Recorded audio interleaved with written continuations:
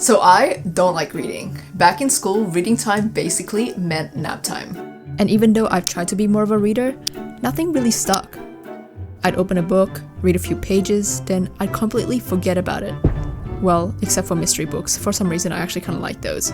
But that's about it. Which is why it's kind of surprising that I'm saying this now. I actually enjoy reading the Bible. So let's get into the video. Okay, so before we can enjoy reading the Bible, I think it helps to know why we're reading it in the first place, right? Like if someone handed you a random book or a piece of writing, for example, and said, here, read this, you'd probably be like, why? And it's the same with the Bible. Like if we don't know why we're opening it, then it can just feel like another thing on the to-do list. But the thing is, the Bible isn't just another book. It is the Word of God, and it's filled with truth, promises, wisdom, stories, so much more. But yeah, you know, it all points to who God is and what He's done. So what is the point? Why are we reading the Bible? Honestly, there is a whole list, but here are just a few that stand out to me. So we get to know God better. We get to know His character, His ways, His heart, and because of that, we feel closer to Him. It's like a friend. The more you know them, the closer you feel to them. And we also grow in our faith, even when we don't feel like it. Now, what do I mean by that? Well, sometimes I open the Bible and I'm just not feeling it. Maybe I'm tired or I'm distracted. What I realize is that choosing to read it anyway, especially in those moments when I'm not feeling 100%, is actually what helps me grow. And honestly, you will never regret the decision to spend time in God's Word. You'll never be like, oh, I wished I had taken a nap or done this or that instead of reading the Bible. So another thing is, in a world full of so much noise, distractions, lies, sometimes we just need to be reminded of what is true.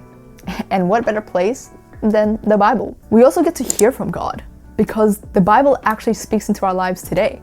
Sometimes I'll be reading a chapter or I'll just flip to a random page and I'll read that and I'll be like, I actually needed that. Or it'll resonate with me because sometimes God speaks directly to us through His Word. And we also grow when we read the Bible, not just in knowledge, but in who we're becoming. When we read the Word and we apply what God says into our lives, we become better people. So those are some reasons we read the Bible. I'll be honest with you though, I didn't always see it this way. So I used to read the Bible just because I felt like I had to, right? I should read the Bible, but I also didn't really know why I was reading the Bible. Most of the time, I'd just rush through it, just maybe get one chapter done a day, but I wasn't really processing it, I guess.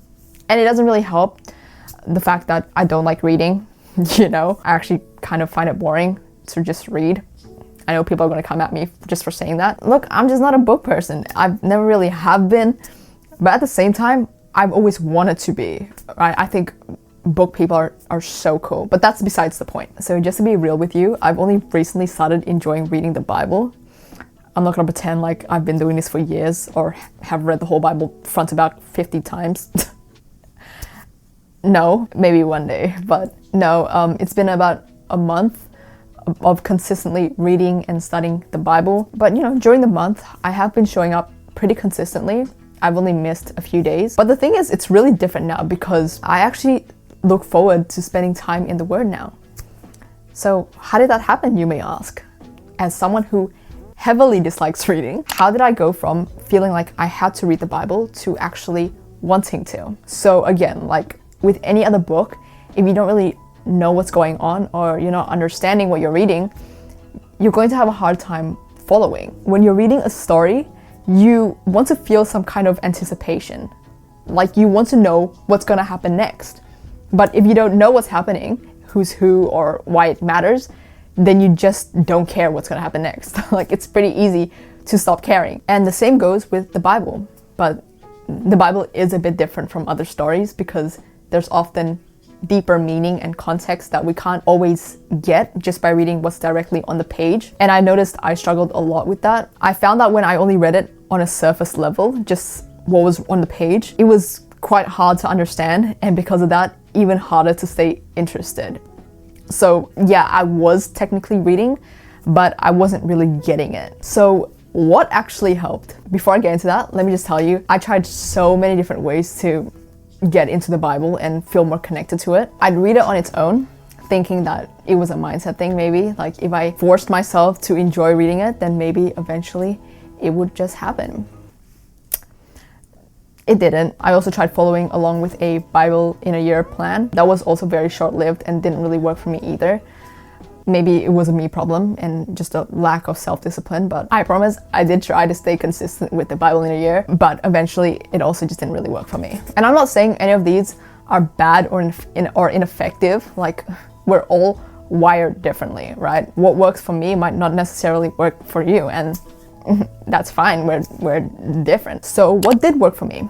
Well, I've always been someone who's had to physically write things down to fully understand and remember them, remember information. Even back in school, if the teacher had a PowerPoint up, I couldn't just stare at the slides and expect to absorb the information.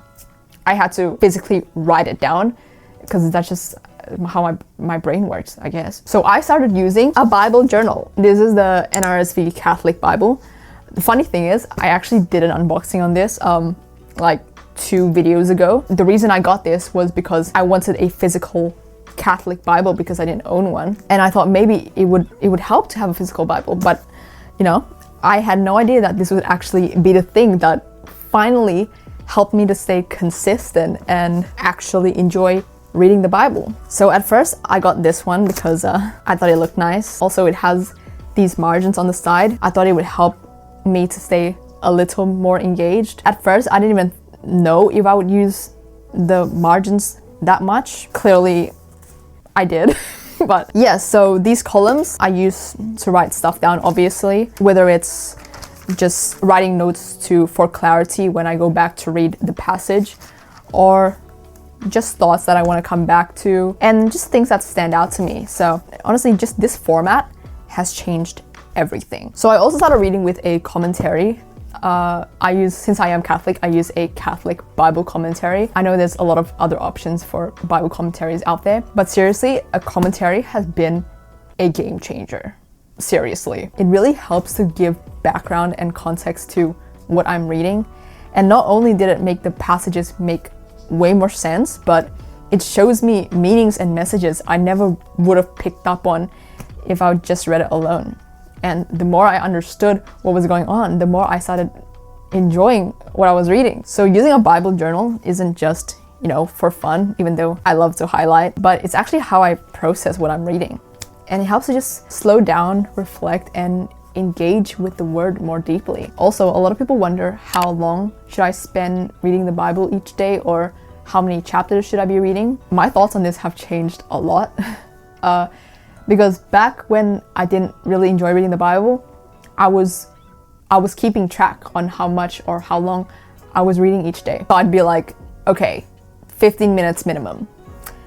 But then I'd spend like half the time checking the clock to see if the 15 minutes is over, so that I can go do something else. Or I'd be like, okay, at least 1 chapter. But then on the Bible app, because that's where I'd be reading, I'd just scroll to see how much more of the chapter I have left, and then I just rush through it. But the thing is, if you enjoy doing something, you don't really necessarily keep track of how long you're doing it for, right? So when we're reading the Bible, especially if we enjoy it, then it would be coming from a place of desire, not duty. So since I enjoy reading the Bible now, it's really different, because now it's not, me rushing to tick off a box off my to-do list.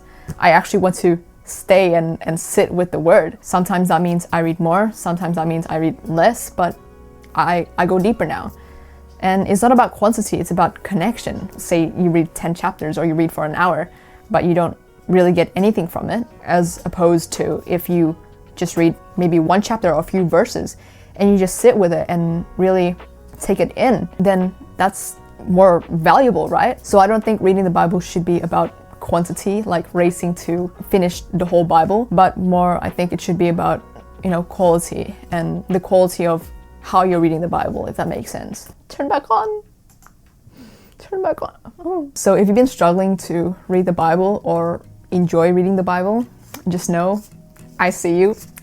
I've been you. And I really hope that this video helped even a little. And if you've been through the same thing, I'd love to know what's helped you, whether it's journaling, podcasts. Drop it in the comments.